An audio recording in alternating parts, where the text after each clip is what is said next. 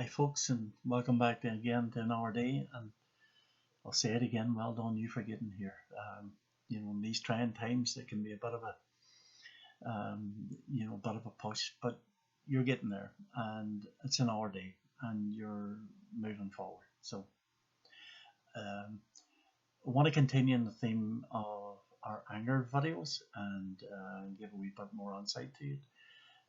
Heard in the last video trying to explain what it is, that it's a basic love need is not net, and there's many definitions of what love is, um, but here's some of the things within it. It's about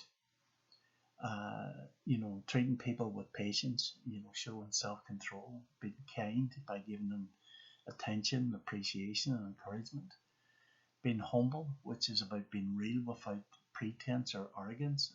It's about being respectful by treating others, you know, um, as you would hope that they would treat you, and as important are human beings. Being selfless, often that that you're there often to meet their needs as well. Being forgiven, and we've looked at that in the past, and letting go of resentments and hurts, when wronged, because it doesn't do us any good, uh, as well as it'll affect how we treat others. Um, Trying to be honest with them, not trying to be deceitful or lying, and being committed to them, and also the choices of how you behave to them. So, and all this, there's a double-edged sword, and we'll come to realize that while you might be listening to this, and you might be challenged to look at your own anger, often maybe others around you will not. But you can only do it for you, and they can only choose to do it for you. But the more you can understand it, the better, and the better you're able to maybe pass that on. So, uh, when I said those words, it is important to be mindful of two things. One, you might react badly when I said, it is your voice that needs to be heard or need that needs to be met. And then if that feels rejected or silenced or neutralized, you may get defensive and angry because you don't feel you're being treated in a loving, caring way. But equally, the challenge is to ensure that we treat others in that way, that we would want them as to be patient and kind and humble and respectful and selfless and forgiving and honest and committed towards us as well. And it's a wee bit hard, or a wee bit hypocritical to expect it if we're not prepared to give it. So I mentioned in the last video about triggers, and I wanted to explain uh, just briefly how triggers kind of work. And I do this as an example. I ask people often would you have a favorite photograph of a person or an event or a holiday or anything at all? It could be a wedding or it could be anything at all that you would keep. And most people do. If you're my age, it used to be photographs. Now on the phone, people get photographs. But um, I could ask you, if you hold on to it, I could ask you to recall it and tell me who's in it and what they're wearing, and the type of day it was. And if you say there was a meal took on board that day, what that was. You could probably begin to recall all the or some really of the conversations you had and how enjoyable that was and all the rest. Um, that a photograph is only a millisecond snapshot in time, but yet it records, and that event. And you may have heard me say this in the past. So much of our life, just we pass over, we move on, and we forget it. But nothing's ever forgotten. Every experience you've ever had in your life is captured in your body, primarily in your subconscious.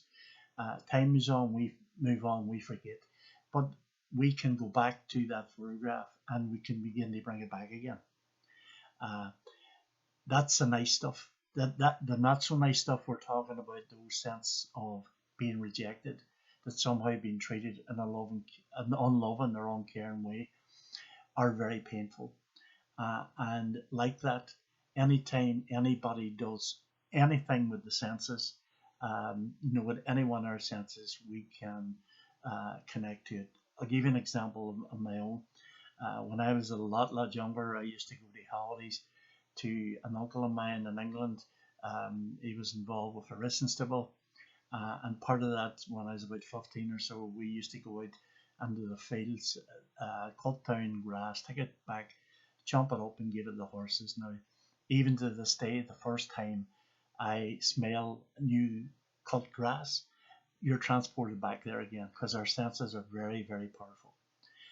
And so anybody at anything, at any time, doing anything at all, the way they look, the way they sound, the way they stand, how they're dressed, or even a situation can be a trigger that connects you back to somewhere.